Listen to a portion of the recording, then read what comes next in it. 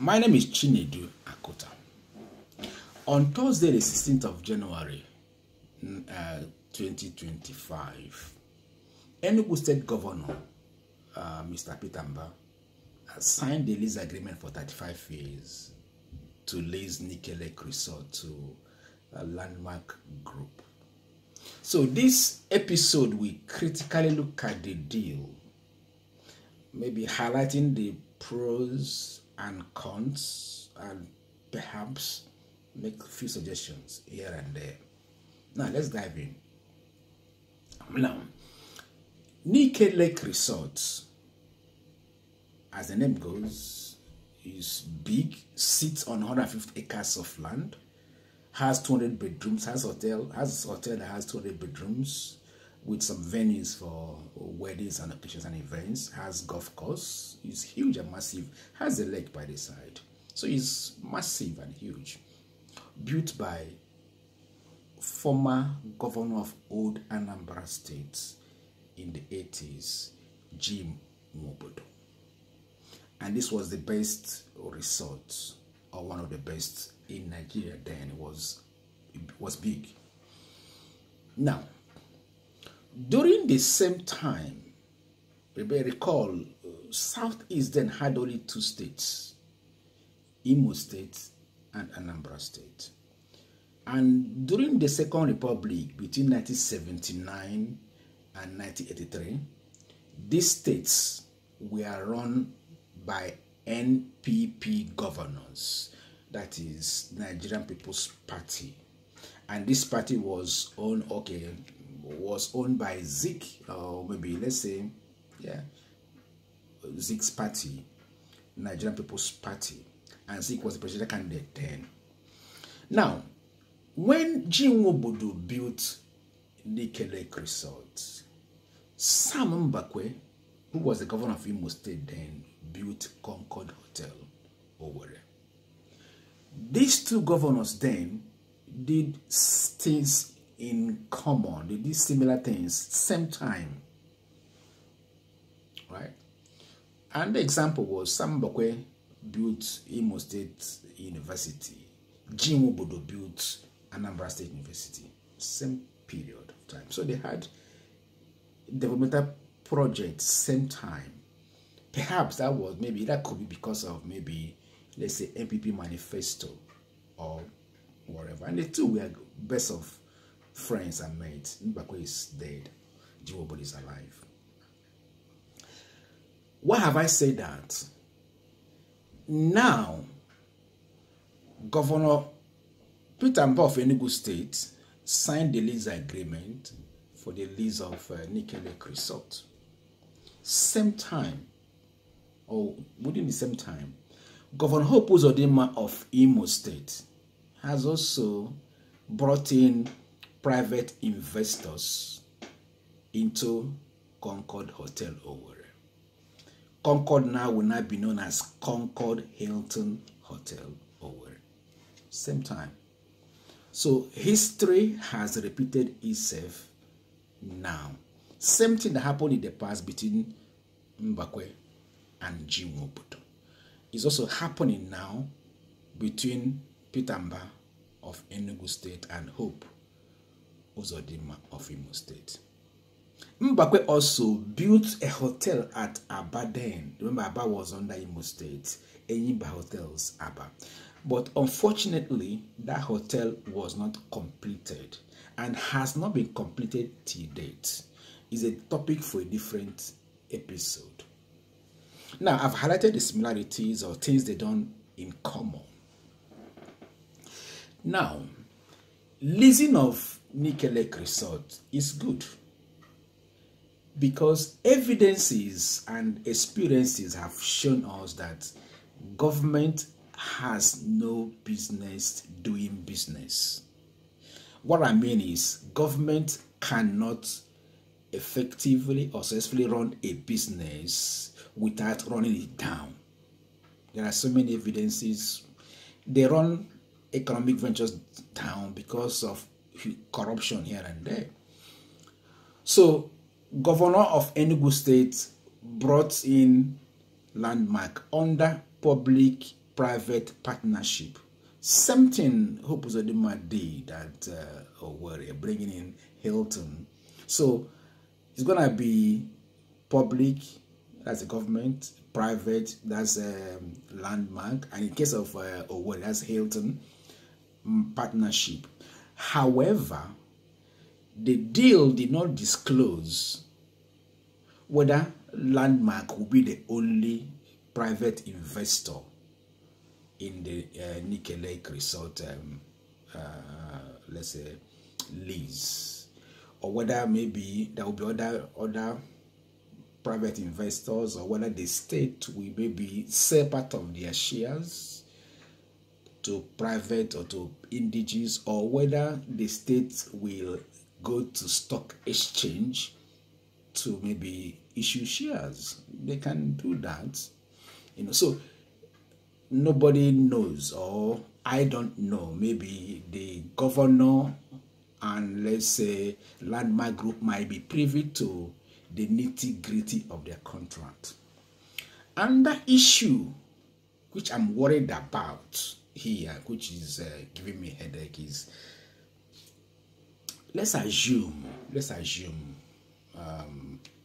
Peter Mba does 2 terms, that's 8 years, let's assume, and then goes. Will the incoming government stick by the T&C, the terms and conditions of this lease? In the same way, if Hope Uzodinma finishes his own tenure and leaves, will the next incoming government maybe stick to the terms and conditions of this partnership with Hilton? So it's a big issue. We have seen in the past where governors come in, they try to tarnish whatever their predecessor have done or has done. It's common. So will they stick, or will they abide, or will they continue from where the other governor have stopped? Because governance is a continuous process. So it's also a big issue. What will happen after Mba or after Hope Uzodinma on these projects? What will happen when they leave? Will the government or the government that will come keep to the terms and conditions? That's one thing. And that question is, will Landmark African Group, the new lessor or the new people that will manage Nickel Lake Resort, will they keep to the terms and conditions of the contract, of the agreement? Are there exit clauses in this partnership that will allow each investor to exit? However, I don't know. I don't have the contract to read, but I believe these issues would have come up. Even if it hasn't come up, it will come up. Look through this avenue I'm just trying to raise. I'm just trying to crack my brain, trying to, think outside the box. What will happen? Because we have seen instances where government, leases a project, another government comes back, terminates a contract, lease again, to a different company, and that one will come and terminate. So there is no continuum or continuous process in governance. Whereas it's supposed to be a continuous process. So what will happen? I don't know. So I will leave you to maybe decide what will happen. Now, these projects, of course, will bring in tourism, will bring in money, will bring in money into the internally generated revenue. That's the whole essence, to generate money for the state to run.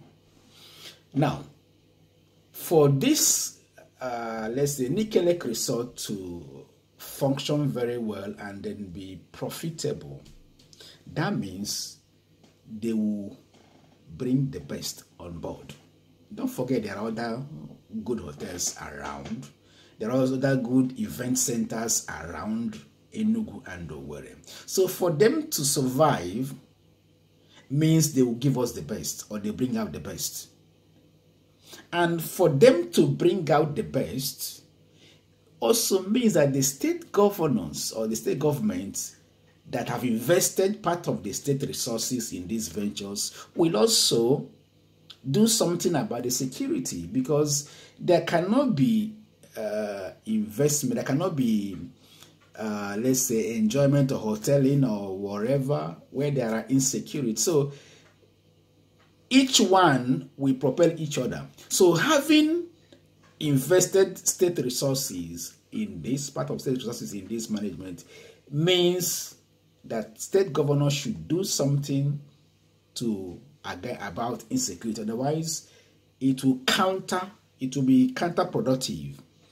It can't be having a hotel where there is insecurity. People won't go. But if there is security, people will be able to go, particularly the night economy. What I mean by night economy, people that goes out at night to eat and drink, and maybe go to club or pub at night. So that's also a critical part of the whole project here. So the need 24 hours needs of the people, or they maybe say, let's say customers or hoteliers or people that will patronize these places, will also be factored into consideration. It's not enough to build structures or calling maybe good management, whatever, without security. So it's also going to be a challenge. So I hope the government is, putting one and two together about this. Another challenge which I see will be, let's say, power sector. But of course, because of the power situation in Nigeria, the new management will also take on board, or also be aware they're going to generate part of the power they need to run the places. So it's also going to add to their overhead costs. So, but I believe they will factor in this, or they will take this into considerations, and then, as part of the whole package, So, personally, I like Nickel Lake Resort. I want to add that the new management of Nickel Lake Resort should consider to have part of the resort as a film village. This is my own opinion, because I watched a documentary on Nickel Lake Resort. So I figured that place would be good for film production. I don't know whether others have seen this potential.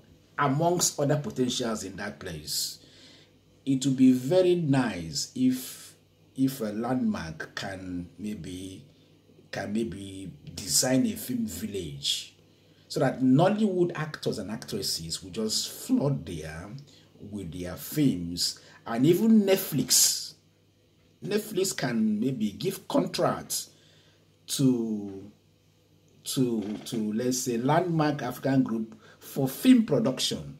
So it's also a good place. I'm seeing a lot of potentials at that Nickel Lake Resort. I hope they will take it on board, and then maybe think about that.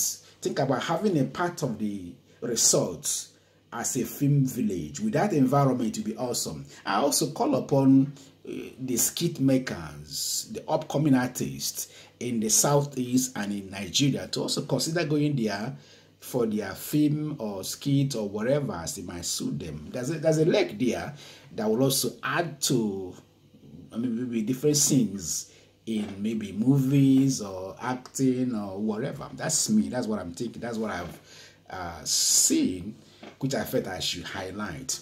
Now, who is Landmark, or who are the Landmark?